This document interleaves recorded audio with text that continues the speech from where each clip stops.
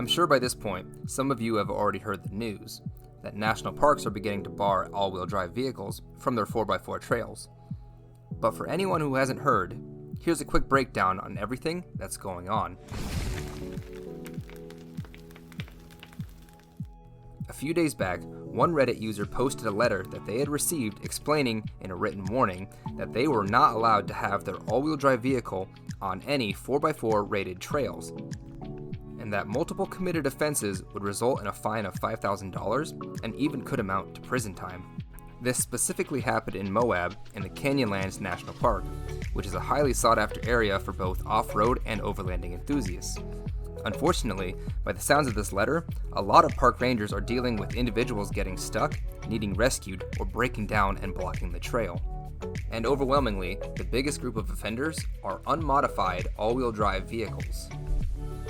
As someone who has a few modified all-wheel drive vehicles, this comes as really disturbing news. White Rim Trail has been on my bucket list for years now, and I can't even reserve a spot without saying what vehicle I drive and have it inspected to make sure that it is a true four-wheel drive vehicle. A few years back, we even took our Subaru Baja down Schaefer Trail and completed it with absolutely zero issues whatsoever. But after hearing this, how long until that's blocked off from all-wheel drive vehicles as well?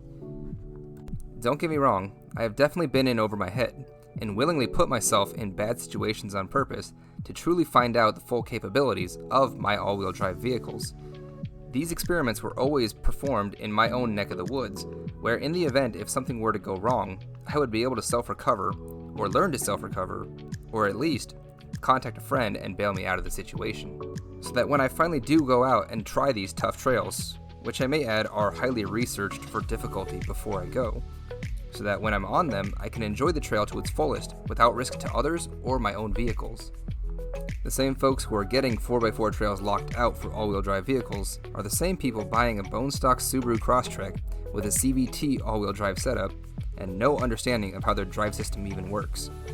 The whole reason I started buying all-wheel drive vehicles in the first place was to challenge myself and to see that I could keep up with true 4x4s, to kind of show off that driver skill and picking your line is more important than the vehicle equipped with a separate transfer case.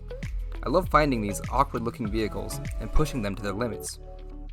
More so, us like-minded individuals appreciate that these all-wheel drive vehicles are on a unibody design and run way smoother than any full-frame off-roader. Also, the fact that we're going to be getting way better fuel economy and still see the sights that are awarded to taking these difficult trails. All of us unconventional overlanders, we understand one thing, and that's the limitations of our vehicle. And I suppose we have some common sense too. Most people who have an all-wheel drive overlanding rig will not be going rock crawling. We will not be doing deep water crossings, and that's okay. As it currently sits, national parks are considering high-clearance vehicles to be four-wheel drive and defined as an SUV or truck-type vehicle with at least 15-inch tire rims, or more, with low gear transfer case that are designed for heavier type use than a standard passenger vehicle.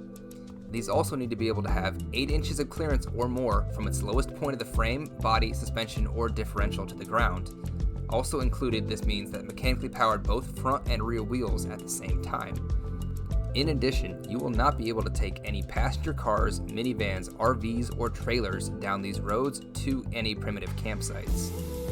It's kind of interesting that they only say you need 8 inches of ground clearance.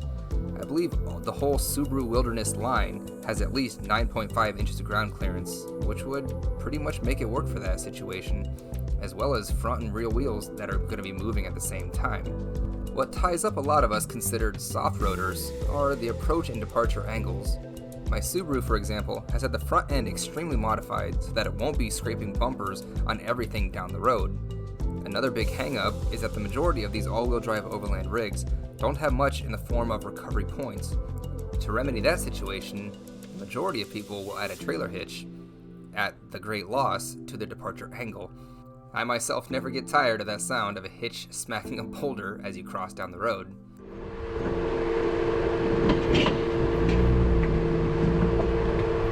We just don't have that much in the form of aftermarket support.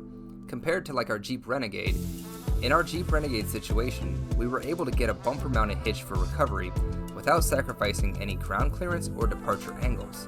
This all comes back to the fact that unmodified vehicles have no such great recovery points, making a rescue that much more work and can become extremely dangerous quickly.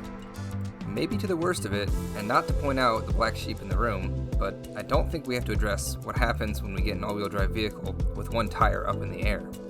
But modern drive systems are doing a lot better at getting around this limitation. I think the media has really blown this letter out of proportion. Aside from changing white rim trail to 4x4 required, which happened a number of years back, and hearing of this letter, I don't think I've specifically heard any news in the past about this being a really big problem. The average all-wheel drive off-roader knows that their rig is only meant for a level 2 or 3 trail at max. So it could be that this is all just a really rare circumstance. National Parks and Services have signs posted on all of these off-road trails, carefully worded 4x4 recommended or high clearance recommended, but a few should clearly be marked 4-wheel drive required, such as for the white rim trail. It's a damn shame what's happening in all these national parks, but if people are going to keep putting themselves or others in dangerous situations with their all-wheel drive vehicles, maybe these letters and fines are for the best. Please know the capabilities of your vehicles, and thanks for watching.